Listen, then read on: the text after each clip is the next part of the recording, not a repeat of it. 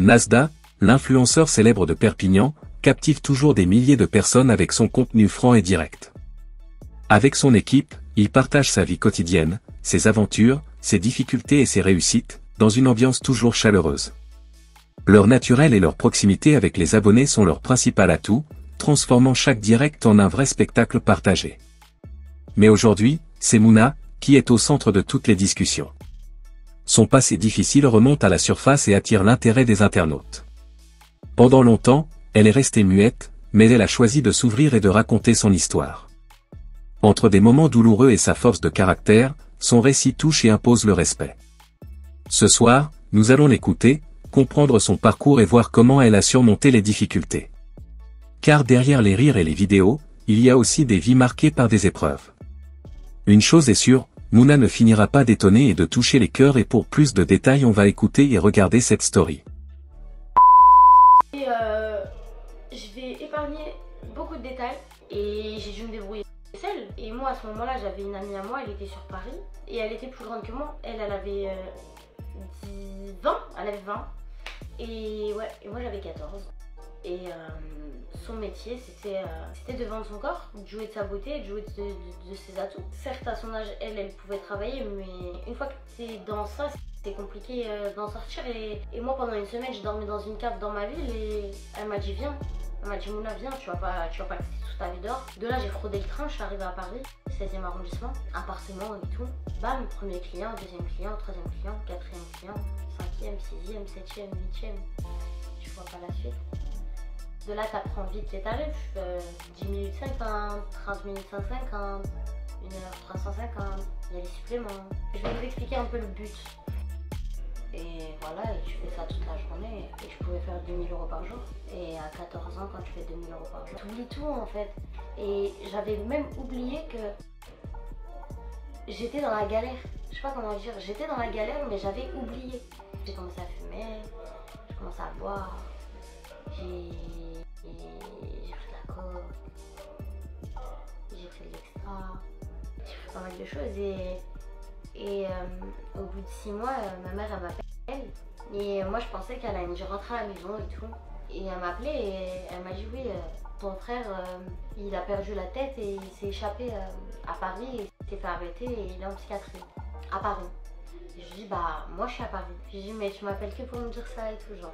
Et en fait elle était en panique par rapport à mon frère et tout. Elle m'a dit ouais, elle m'a dit c'est pas à moi de t'appeler. Elle m'a dit c'est à toi de m'appeler. Mais moi après tout ce que vous m'avez fait, je peux pas vous appeler comme ça, vous m'avez mis dehors. Vous avez mis votre fille dehors, vous l'avez pas appelée déjà pendant 6 mois et le jour où vous l'appelez c'est pour lui demander ton frère si tu peux aller le voir et lui ramener des choses. Bah j'ai pas refusé et du coup de là je suis allée dans le 9-4, des habits, des trucs à mon frère et tout, mais mon frère je l'ai pas vu parce que du coup il était en psychiatrie. En psychiatrie tu peux pas voir la personne qui vient se faire interner. 2 semaines après ou quoi, j'ai fait des ballons et j'ai appelé ma mère et j'ai dit tu penses je peux revenir à la maison et tout. Et elle m'avait dit vois en gros avec ton père et tout. J'ai dit ouais mais moi je veux pas genre on voit avec lui. Et moi après en fait faut savoir que ma pote avec qui j'étais, elle avait personne pour le rien. Et moi j'ai pris une grande affinité avec elle, vraiment c'était devenu ma grande soeur. Et je pouvais pas la laisser comme ça. Et elle me disait si rentre chez toi Mouna. Elle me disait voilà faut que tu rentres chez toi. Elle me disait tu sais que tu as la chance d'avoir tes 2 parents en vie. Elle me disait Mouna tu vas regretter. Tu sais cette fille elle voulait pas mon mal, elle voulait mon bien. Et de là je suis rentrée chez moi mais l'ambiance elle était bizarre. Genre ma mère je suis dans les bras et tout, elle m'avait manqué, wallah c'était bizarre, je sais pas comment dire. Une sensation chelou, en mode comme si je suis arrivée et on dirait que j'ai trahi mes parents. En fait je me dégoûtais, je me dégoûte encore aujourd'hui. Wallah je veux dire la vérité, je me hais, je me déteste. Pour moi j'ai gâché ma vie, pour moi il n'y a rien qui va dans ma vie. Tellement j'ai pleuré. Regardez, je vous raconte ça comme si il n'y a pas de larmes. J'ai gâché ma vie. Je l'ai fait de mes propres mains. Et en fait, moi et mon père, on n'a jamais réussi à avoir ça. Je vous raconte ça comme si aujourd'hui, wallah, je veux dire la vérité, je me hais, je me déteste. Pour moi, j'ai gâché ma vie. Pour moi, il n'y a rien qui va dans ma vie. Tellement j'ai pleuré. Regardez, je raconte ça comme si il y a pas de larmes. J'ai gâché ma vie. Je l'ai fait de mes propres mains. Et en fait, moi et mon père, on n'a jamais réussi à avoir cette relation qu'on avait avant. On se calcule pas. En fait, je sortais toute la journée, je rentrais, je me posais dans ma chambre. Je calculais personne. C'était ça tous les jours. Et au bout de 2 mois, j'ai regardé ma mère, j'ai dit je vais partir dans le sud. Et moi je parlais encore avec ma copine. Et ma copine à ce moment-là, elle était dans le sud, elle bossait dans le sud. Et moi je vous mens pas, c'est compliqué de revenir chez soi, plus faire d'argent, pas parler à ses frères, avoir un frère en psychiatrie. Anis et moi on se détestait. Mes 2 petits frères, j'avais pas d'affinité avec eux. Mon père, pas du tout, aucune. Et franchement, on se calculait à peine, vraiment, le CLM et encore. Du coup, je sais pas, je ressentais ce manque de faire de l'argent, de tout. J'étais plus dans la société normale. J'avais vécu trop de choses, j'avais vu trop de choses. Parce que là, moi, je vous explique en bref. Je veux pas rentrer dans le sujet de ce qui m'est vraiment arrivé, parce que ça mettrait pas mal de gens dans les histoires. En fait, j'essaie d'éviter un max les problèmes parce que je pense à mes parents. Du coup, je saute pas mal de choses. Je suis retournée dans le sud et de là, j'ai fait pas mal de villes dans le sud. Plein de petites villes, Montpellier, Nîmes, Marseille, Aix-en-Provence. Bref, pas mal de petites villes. Et j'ai rejoint cette personne et en fait, j'ai fait ça pendant des mois. Comme un déchet. En fait, j'étais tellement vide, je me droguais et je faisais ça. Et c'était comme si j'étais habituée. Je sais pas comment vous dire, c'était... les gens, ils se levaient pour aller, je sais pas, travailler moi, à Leclerc. Et moi, je me levais pour Hachek, regarder un vieux de 60 ans me faire... C'est même pas l'amour, c'est trop bas.